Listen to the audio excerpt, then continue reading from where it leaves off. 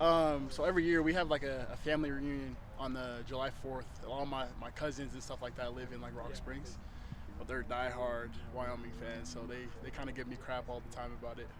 So, so what does this game then mean for you? Is it a little extra meaning for you then? I would say I got a little bit more extra juice going into this game for sure. You know what I'm saying? Just because the whole family's going to be there. So. Have you told your teammates then maybe the stories of just how Wyoming fans feel about BYU and kind of what this game might mean going into Laramie? See, honestly, I've never been there, so I couldn't really say too much. But I'm excited just to see the atmosphere in there. I heard it's crazy, so for sure. So I know your mom played volleyball or basketball here, Debbie Diamond, right? Is that your volleyball? Or volleyball? Yeah. So is that the side of the family that's grew up in Wyoming, or is it your father's side? So it's actually my dad's side. Okay. Yeah. So he was actually born in Wyoming, and his cousins lived out there. So we would just go out there every year on July 4th. Did Wyoming recruit you? They didn't actually. So it takes through the sack. I mean, especially kind of emotionally, what that felt like for you.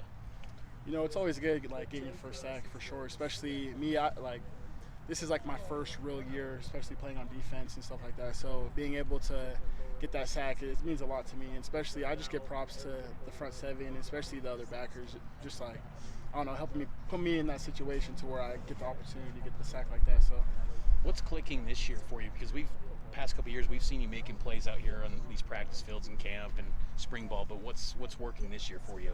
Honestly, it was mostly just putting the weight on. I would say, like I feel like I was pretty light last year and the year before, and I just kind of focused on the weight room, and then I just focused on just watching film and stuff like that. So just having knowledge of the game has helped me a lot. So has the transition to starter been pretty seamless for you, or have there been any like kind of tough moments along the way? Usually it's hard, like starting first, especially like when I was in high school. You kind of get the jitters a little bit until I feel like just like the first drive, and then it's kind of just like a thing that you do every day, especially when we're out here practicing. It just felt like the same. So, talking about being light, what are we talking like difference weight-wise, previous years to this year?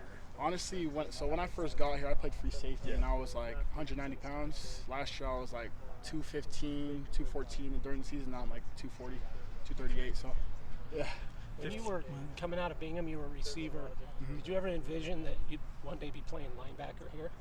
Honestly, no. So when BYU recruited me, they recruited me as like an athlete. So I was going to either play free safety or wide receiver. And then Kalani actually told me that he wants me to play outside backer, and he thinks it's the best opportunity for me. So I listened to Kalani, and so far it has been. So. What's been the big reason behind your guys' ability to get pass rush this year versus maybe previous seasons? Honestly, just knowing the defense, and especially just Jay Hill calling.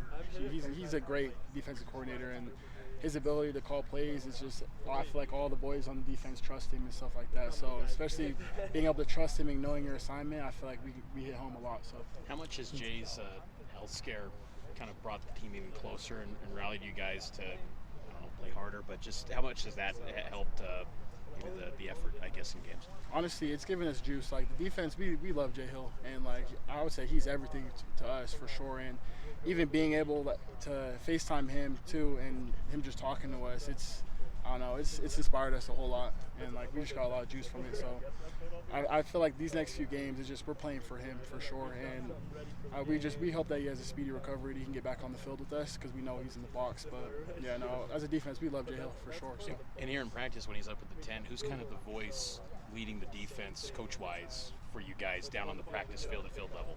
Honestly, it's just a mix of everybody. I feel like Coach Pob, Coach G, Coach Anna, ETC, I feel like all of them are kind of just giving their input, and then we have JH on the radio talking to us. So if we ever make a mistake, your position coach is going to get on you. But for the most part, I would say Jay, he's just talking on the radio to the coaches, and he's kind of just signaling to us. So what'll be the defensive keys against Wyoming to slow them down? Honestly, stop the run. That's it.